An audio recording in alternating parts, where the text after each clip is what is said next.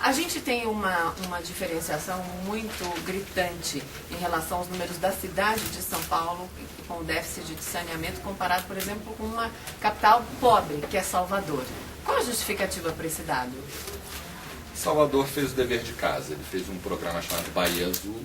Num cabo de 4 anos, de 98 a 2002, ele dobrou o acesso ao saneamento, enquanto o resto do Brasil, inclusive São Paulo, não fez esse dever de casa ou fez a uma taxa muito mais lenta. De Salvador, eu diria que é o exemplo a ser seguido. Um lugar pobre e que conseguiu, num espaço de 4 anos, mudar o acesso ao saneamento da população. Acho que isso é um dado relevante, porque a gente está em vistas de Copa do Mundo, Olimpíadas, etc. São eventos sem conteúdo, mas que podem deixar um legado, gerar uma mobilização da população, e entre 2 Copas do Mundo você consegue mudar o acesso ao saneamento se você tiver dinheiro, mobilização social e, acima de tudo, boa gestão pública. O que explica uma cidade tão rica como São Paulo não ter isso tudo? Falta aqui, dinheiro não falta, falta outra coisa, então. Falta gestão, quer dizer, preciso dizer que o estado de São Paulo é o estado com maior cobertura de saneamento do Brasil, mas a cidade de São Paulo, ela é a 3ª do ranking. Salvador passou, mas na verdade a cidade mais bem situada no acesso ao saneamento entre as capitais brasileiras é Belo Horizonte, mas já ocupa esse lugar há 10 anos.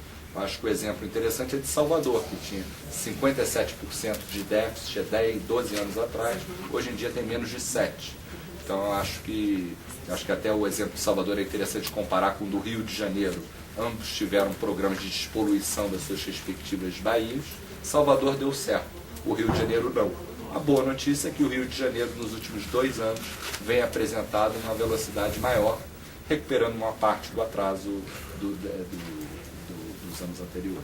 O que foi que aconteceu entre 2006 e 2007, para acelerar o processo de acesso ao esgoto? Aconteceram várias coisas. Eu acho que foi criado o Ministério das Cidades, que no começo, eu preciso dizer, nos 3 primeiros anos, o saneamento quase não avançou no país, de 2003 a 2006, 2007, 2008 dá um salto. Ministério das Cidades, a Lei Geral do Saneamento Básico, talvez algum efeito do PAC. O fato é que se a gente tivesse adotado essa velocidade dos 2 últimos anos de redução do déficit de saneamento, a gente teria hoje caído a metade, em metade do tempo. E é sustentável isso para frente? Eu acho que é um desafio. Eu acho que aqui no Brasil a gente não pode se acomodar. Eu acho que muitas vezes você tem recursos, você tem mobilização, mas falta gestão, falta conscientização da população. Então é preciso não relaxar, porque o saneamento é uma causa que vai ser resolvida ao cabo de 20 anos. A gente precisa de 20 anos apontando na mesma direção. E o Brasil fez isso só por 2 anos. Então há muito ainda para acontecer. Eu queria só botar em 2 perguntas. Primeiro, quando ela perguntou o que não foi feito em São Paulo, o senhor falou gestão. Eu queria que o senhor especificasse um pouquinho mais isso. Não, quer dizer, eu não queria centrar no caso de São Paulo, porque São Paulo é a 3ª cidade com maior acesso de saneamento. Eu acho que existe uma história de sucesso que chama-se Salvador. Salvador, mal comparando, é como se o Vitória fosse o campeão brasileiro e não os suspeitos usuais. Salvador foi quem fez o dever de casa. São Paulo, Rio de Janeiro, os estados do sul do Brasil, como Rio Grande do Sul e as suas capitais, Santa Catarina, eles estão em outra liga de acesso ao saneamento. Eles não conseguiram entregar para a sua população um fato básico da vida, que é ter acesso a uma privada decente por família. Se a gente entender melhor também, qual a relação da criação do Ministério das Cidades com o aumento do acesso ao saneamento, à rede de saneamento?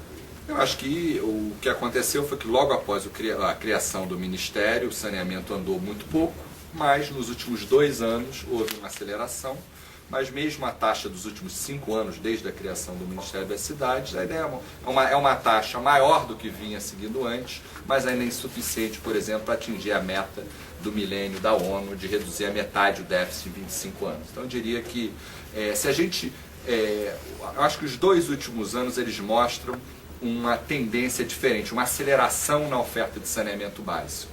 O que a gente tem que fazer isso é fazer isso durante mais 18 anos. Se a gente conseguir fazer isso durante 20 anos seguidos, pode mudar realmente a realidade do saneamento no Brasil e com isso da mortalidade na infância, filhos nascidos mortos, porque a causa do saneamento é uma causa que não dá voto, porque a principal vítima é a criança, os canos estão debaixo da terra, E os responsáveis principais são os prefeitos. Então, o que essa pesquisa mostra é capital por capital e mostra como é que está o saneamento na sua cidade.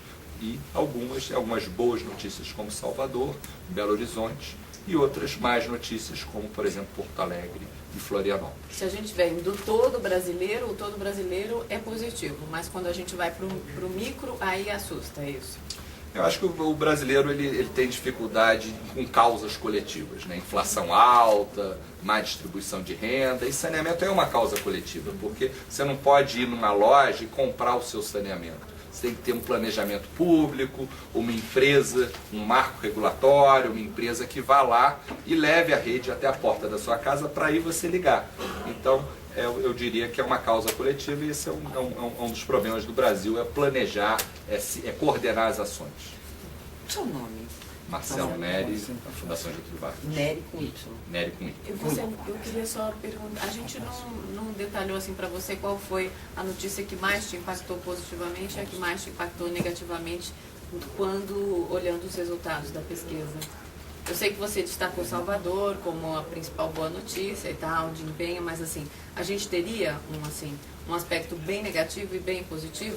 Mas tem dois aspectos positivos. Acho que a pesquisa, a nossa primeira pesquisa, ela trouxe dados muito negativos. Sim. Mostrou que o saneamento estava muito arrastado no Brasil. Essa é a realidade mais importante, que é a realidade dos últimos 20 anos, pelo menos. Eu ficaria com duas boas notícias. Uma é o fato de que mais da metade da população, só agora, mais da metade da população passa a ter acesso à rede geral de esgoto. E a outra boa notícia é que você acelerou o acesso ao saneamento nos 2 últimos anos. A má notícia é que isso ainda é muito pouco. Você tem que fazer isso durante mais 20 anos para você realmente mudar, trazer o Brasil para o século XXI. A gente tem eventos que o mundo inteiro vão olhar para o Brasil em breve. Vamos passar vergonha ou passar atestado de competência? Acho que no que depender da Baía de Guanabara, vamos passar vergonha. A pesquisa versa sobre os impactos sociais do saneamento. E a principal vítima da falta de saneamento são as crianças. A mortalidade infantil, principalmente a mortalidade na infância de 1 a 6 anos, ela é maior, ela é 22% maior a chance de morte na infância para quem não tem saneamento do que para quem tem. Da mesma forma que uma mulher ter filhos nascidos mortos, a chance também é 22% maior para quem não tem saneamento. Então, a falta de saneamento, ela tira vidas. O que a terceira etapa da pesquisa mostra é que, mesmo aquelas que sobrevivem, elas têm um desenvolvimento físico e provavelmente mental prejudicado. A criança sem saneamento, ela cresce 2 centímetros menos do que uma com saneamento. Então tem uma série de sequelas.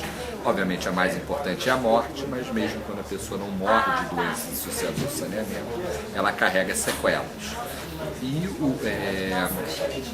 relação a doenças? Em relação a doenças, a morbidade por causa de doenças de transmissão hídrica, ela é maior em lugares onde tem baixo saneamento. A periferia de Belém, por exemplo, é um exemplo de não tem saneamento e é o lugar com maior 51 em cada 1000 crianças. Elas padecem de doenças de transmissão hídrica, é onde a mortalidade infantil também é mais alta. O que a nossa primeira pesquisa mostrou é que a taxa de acesso ao saneamento no Brasil avançava muito lentamente até 2006. Demoraria 56 anos para você reduzir a metade o déficit, enquanto a meta da ONU era fazer esse trabalho de reduzir a metade o déficit de saneamento em 25 anos. O que a nossa pesquisa atual mostra é que houve uma mudança positiva nos 2 últimos anos. A partir de 2006, em 2007 e 2008, a gente observou uma taxa de acesso ao saneamento maior até do que a meta do milênio. O problema foi muito pouco tempo. A gente não vai conseguir resolver o problema do saneamento em 2, nem em 10 anos. Precisa de 20, 30 anos para você conseguir levar saneamento, que é um investimento que demora tempo, existe planejamento, existe marco regulatório, existe conscientização da população, é um processo longo.